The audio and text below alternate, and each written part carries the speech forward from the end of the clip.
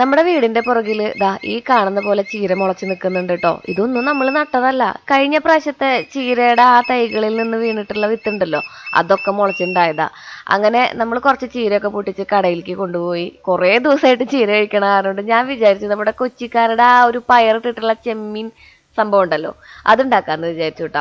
ഭാഗ്യം നല്ല കടയിൽ നിന്ന് നല്ല ഫ്രഷ് ആയിട്ടുള്ള പയർ കൊണ്ട് വന്നിട്ടുണ്ടായിരുന്നു. കുനുകുന അരിഞ്ഞിട്ടുള്ള ചെമ്മീനും ഉപ്പും മഞ്ഞപ്പൊടിയും കുറച്ച് വെള്ളം ഒഴിച്ചിട്ട് നമുക്ക് ഇതൊന്ന് വേവിച്ചെടുക്കാം കേട്ടോ.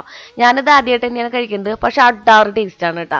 നിങ്ങളൊന്ന് ഉണ്ടാക്കി നോക്കിക്കോളോ, ഉണ്ടാക്കിയിട്ട് കഴിക്കാത്തവരാണെന്നുണ്ടെങ്കിൽ. കുഞ്ഞുള്ളിയും വെളുത്തുള്ളിയും പച്ചമുളകും നന്നായിട്ട് അടിച്ചെടുത്തിട്ടുണ്ട്, അല്ലെങ്കിൽ നമ്മളൊന്ന് ചതച്ചെടുത്തിട്ടുണ്ട്.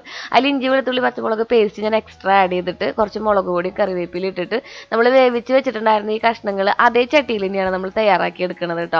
അവസാനം നമ്മുടെ തൃശ്ശൂർക്കാരുടെ സ്പെഷ്യൽ ഒന്നാണ് കുറച്ച് തേങ്ങയും കൂടി ചിരകിയിട്ടപ്പോൾ കിഡു ടേസ്റ്റ്. നിങ്ങൾ ഇത് ജസ്റ്റ് കഴിച്ചു നോക്കിയിട്ടില്ലെങ്കിൽ ഒന്ന് ട്രൈ ചെയ്തോളോ, സംഭവം പൊളിയാണ് കേട്ടോ.